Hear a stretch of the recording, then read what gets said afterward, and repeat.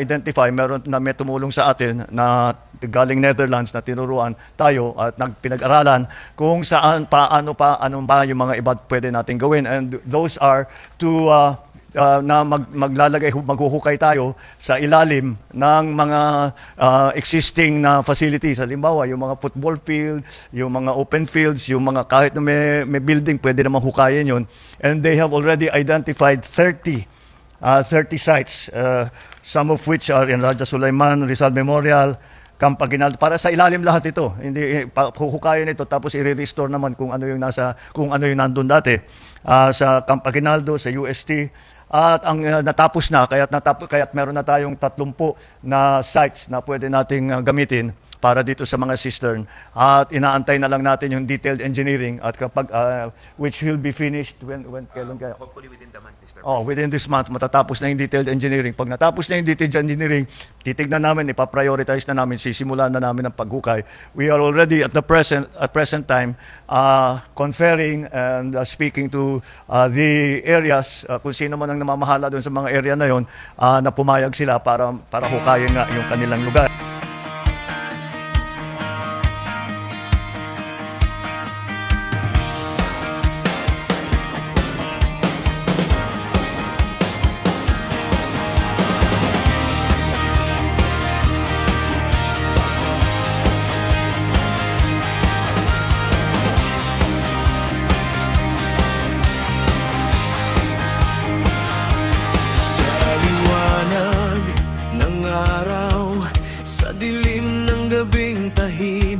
Ang panalangin namin ay malinaw.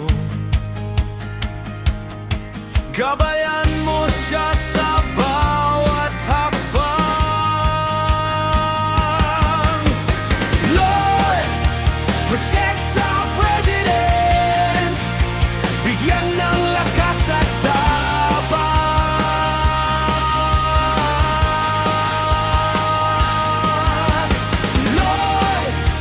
protect our president.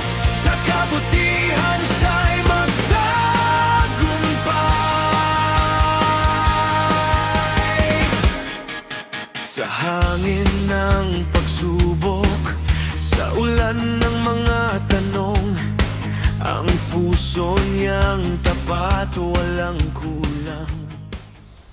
Good afternoon, everyone. We are here in the MMDA at kakatapos lang ng briefing on the effects of the monsoon na nakikita natin kung ano yung naging epekto lalong-lalo na dito sa Metro Manila, sa National Capital Region. At sa ating nakuhang briefing ay nakita natin may mga lugar na talaga namang tinamaan pa rin ng baha pero mas bawas na. Kung dati ay 2 stories ang baha, ngayon siguro hanggang tuhod na lang. Yung iba hindi na nabaha. At ang isa pang bagay dyan ay mas mabilis na ang paglabas ng tubig. At kung dati mag-aantay ang tao ng 2-3 araw bago mawala yung baha, ngayon wala pang 1 araw wala na. At sa loob ng 5 oras, 201 millimeters. Ito ay katumbas ng 44% bumagsak itong tubig ito in 5 hours.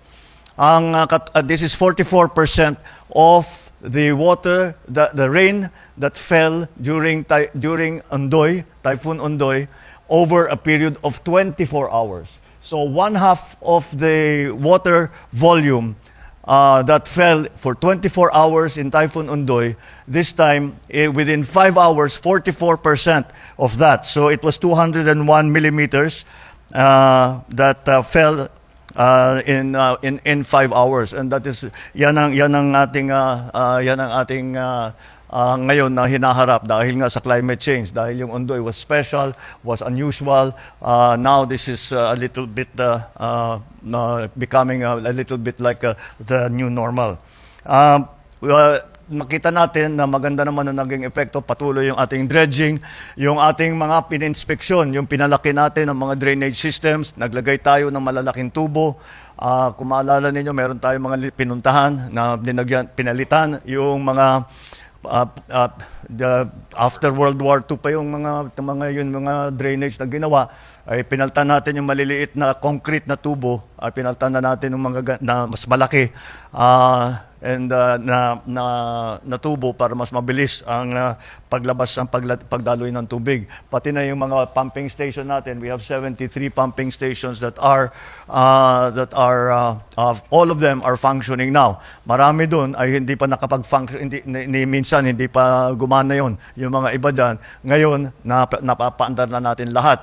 At patuloy pa rin ang ating dredging, patuloy pa rin ang ating pagbomba. Ang pumping station, meron pa tayo yung mobile na pumping equipment. We have 11 of those, I believe, that we are also using. Ang tinamaan dito ay 4,700 barangays, 1.7 million families. We have unfortunately already 27 casualties and 17 who are injured. So you can see that the effects of the monsoon has been widespread and severe in terms of its effect.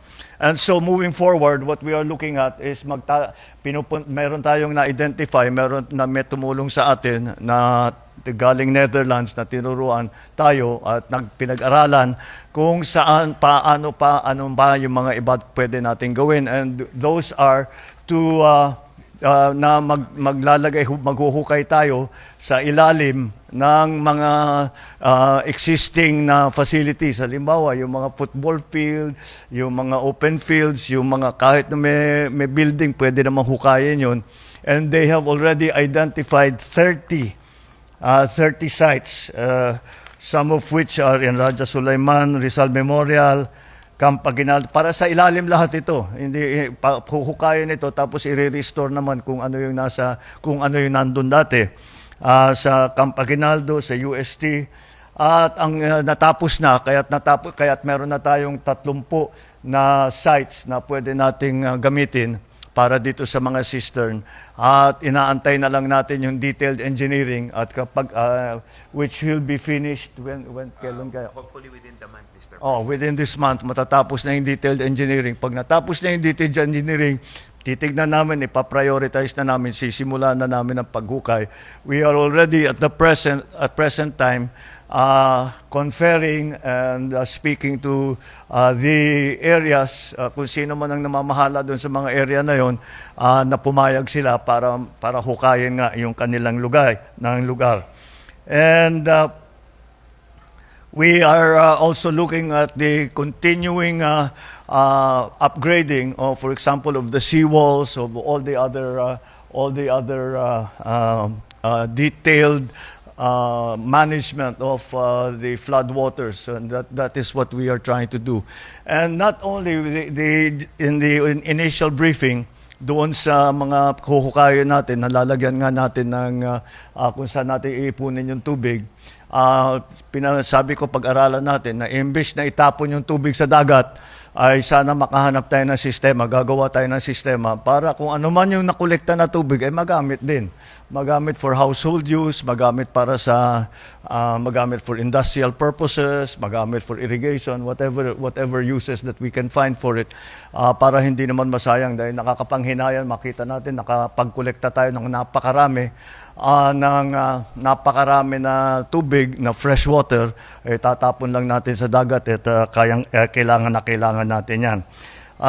There is an interesting statistic here that the 201.7 millimeters na bumagsak na tubig na ulan ay katumbas ng halos 50,000 na Olympic-sized na swimming pool. Kaya you can just para to be able to conceive or to be able to have an image for yourselves kung gaano karami yan. It is 50,000, the equivalent of 50,000 50-meter swimming pools that yung nakikita natin sa Rizal Memorial at sa mga ibang lugar. 50,000 of those size pools, the water that is contained in that was what fell in the past few days. So these are the things that we are doing. We will continue to dredge Hindi naman titigil yan. Some of the pumping stations have stopped operating because there is no more water to pump out. But of course, they will stay on station at pagka tumuloy pa yung ulan, then we will continue to do what we had started to do this time. So there is still a lot of work that needs to be done. But with the effects that we have seen, because after all, if we look at the beginnings of the water management that we have done, this is the effect of the work of the last 6-7 months.